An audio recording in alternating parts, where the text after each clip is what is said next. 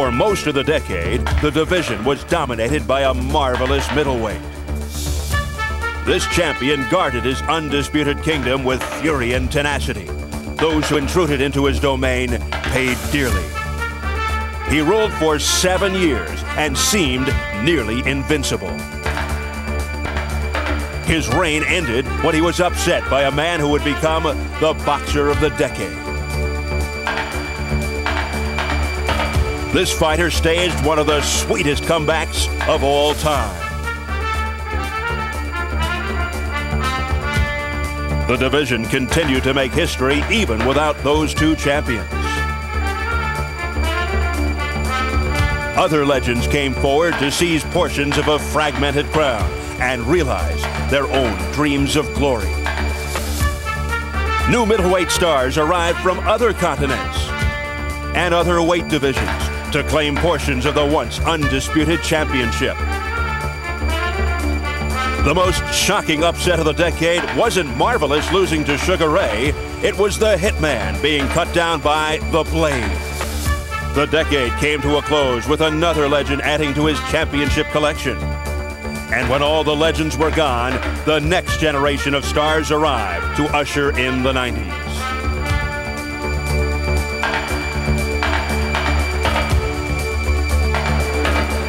As new champions are crowned and new stars come out to shine, the division seems rejuvenated.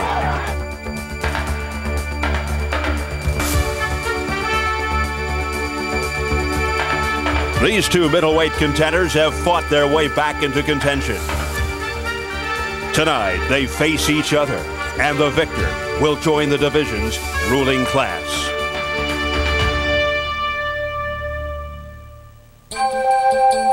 From the Meadowlands in New Jersey, across the river from New York City, the #1 and #2 contenders square off for the vacant WBA Middleweight Championship on Showtime Championship Boxing. This is Brendan Byrne Arena, the home for the Nets, Devils, and the Seton Hall Pirates. But tonight, it's the site for a new boxing champion to be crowned. Yes, for only the 4th time in the 11-year history of this arena, World Championship Boxing takes center stage. While it's playoff time for the teams that occupy this building, tonight we bring you a playoff of sorts in the middleweight division. Hello again, everybody. I'm Steve Albert, and welcome to another edition of Showtime Championship Boxing. Tonight, it's the battle for the vacant WBA Middleweight Championship between Irish Steve Collins and Sweet Reggie Johnson, two of the top-rated middleweights in the world today. Collins is the #1 contender according to the WBA, while Johnson is #2. And the two fighters no strangers to championship atmosphere. Collins dropped a decision to former WBA middleweight champion Mike McCallum, his first attempt at the title back in 1990. While Johnson lost a split decision to current IBF middleweight champion James Toney in his bid for that belt last June. So tonight, both are getting a second opportunity for the crown. Why is the title vacant? Well, I mentioned Mike McCallum earlier. The man nicknamed the Body Snatcher recently had the WBA title snatched away. You see, McCallum fought the IBF champ James Toney, but he refused to fork over the sanctioning fee to the WBA. Therefore, he was stripped of his WBA title. To compound the problem, he fought Toney to a draw. Toney retained the title, so McCallum was without any championship, thus paving the way for the #1 and #2 contenders, Collins and Johnson. So tonight, here at the Brendan Byrne Arena in New Jersey, either Steve Collins or Reggie Johnson will join the elite company of the two other middleweight champions, powerhouse puncher Julian the Hawk Jackson, who represents the WBC, and IBF title holder James Toney. Right now, let's go behind the scenes. And this is #1 rated Irish Steve Collins in his dressing room. Collins out of Cabra, Ireland, a suburb of Dublin, 21-1 with 10 knockouts. His lone defeat to Mike McCallum for the title a little more than 2 years ago. And into the dressing room of #2 rated Sweet Reggie Johnson, a product of Houston, Texas, grew up in the very tough 5th Ward area of Houston. Johnson 32-1, 20 knockouts, his only 2 setbacks versus James Toney for the title last June, and to Adam George over 7 years ago, only his 7th pro fight. So we are closing in on Irish Steve Collins against Sweet Reggie Johnson for the vacant WBA middleweight championship here in the plush surroundings of the Meadowlands Arena in New Jersey. I'm joined now by my partner, the fight doctor, Ferdy Pacheco. And Ferdy, give us your overall view of the middleweight division. Well, Julian Jackson on top definitely because of his punching power and awesome record. Tony has stumbled, but he's next. He's not looked good in the last two fights. And then, of course, the redoubtable old man, Mike McCallum, who is old, but he's still very strong. Those are the top three guys, no question about it. Will one fighter eventually step out and dominate the division? Your thoughts on that?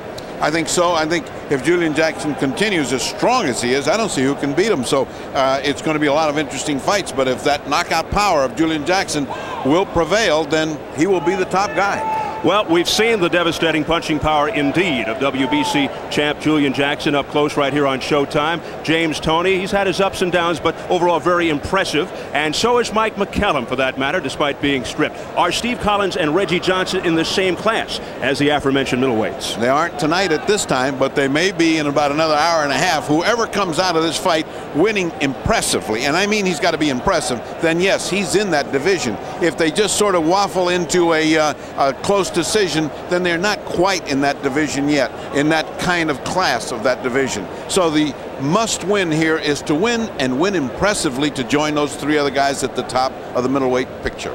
Well, we know this. There are currently 2 reigning middleweight champions, but overall a group of about 5 or 6 160-pounders comprise the cream of the crop. The question is, who will emerge to be the premier middleweight of the 1990s?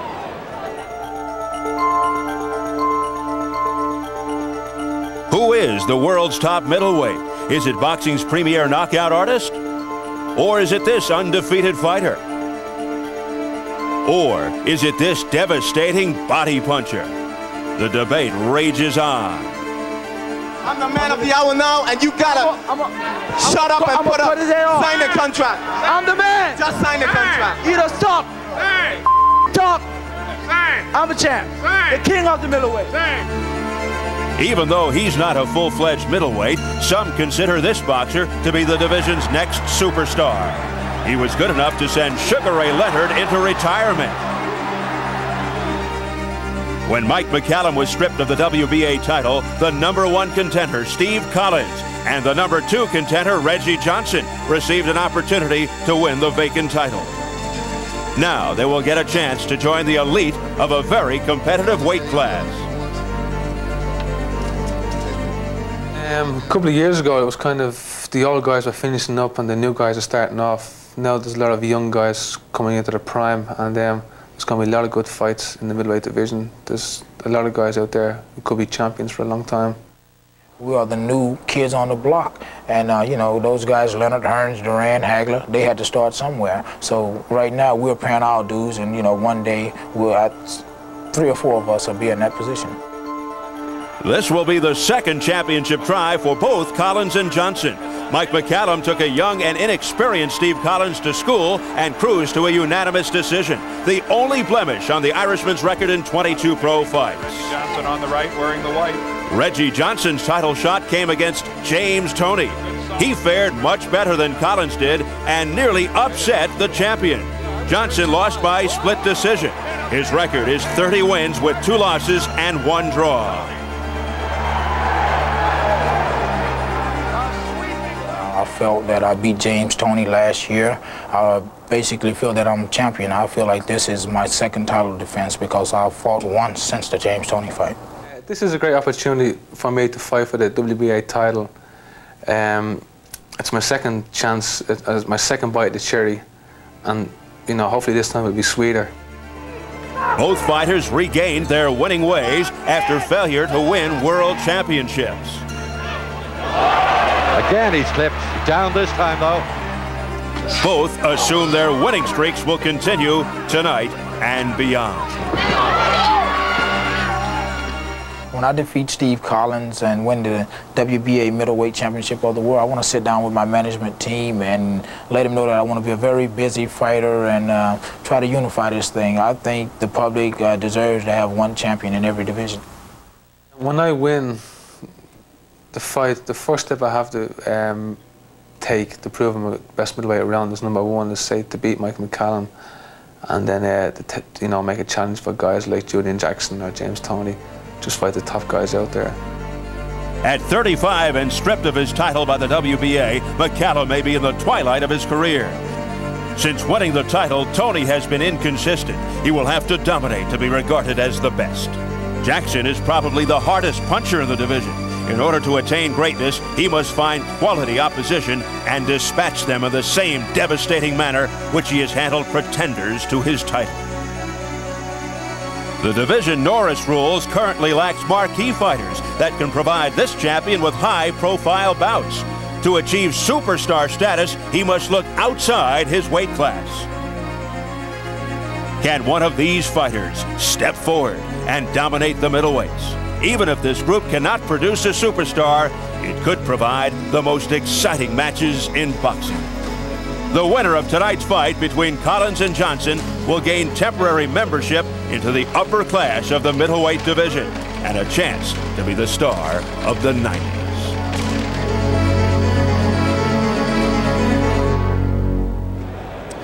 Well, tonight, both Collins and Johnson hope that this is the first step toward heading into that elite group.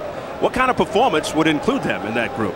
Well, they've got to have a blazing performance, domination or a knockout to be able to get in there. And I mean, it's got to be an impressive win.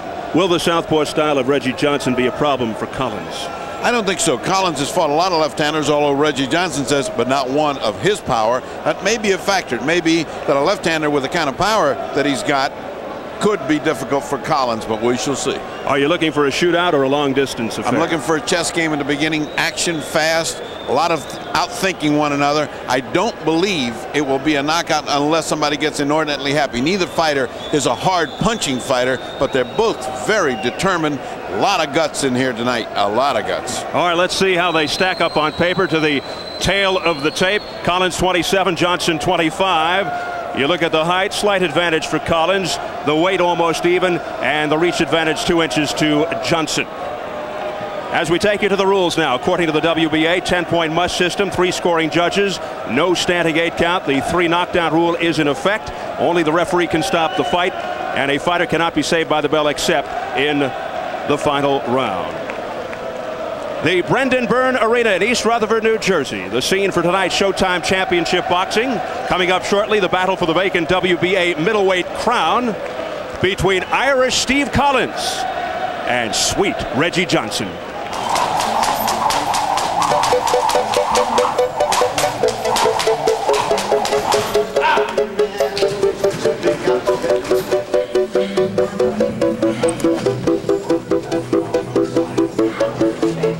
I just keep trying to be better than where I am. If I am good, good. But I want to be better than good. I want to be great. Basically, I'm a boxer puncher, a fighter who could adapt to any style, a fighter who could get the job done.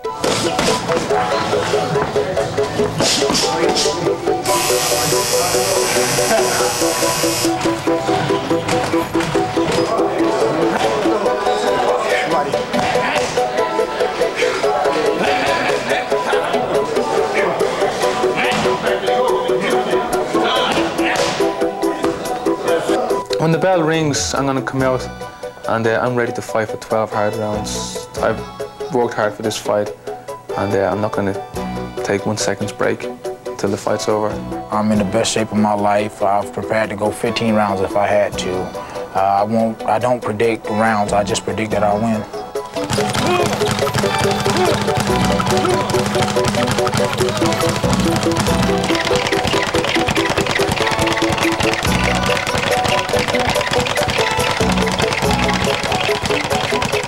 This is an important fight for me because it's a world title fight. It's my chance to prove I am the best in the world, which I've always claimed. It's also an opportunity for me to make some money and give myself, my family some security. He's been in a world title fight, I've been in a world title fight, so we're both getting a second chance, and I know he wanted just as bad as I do.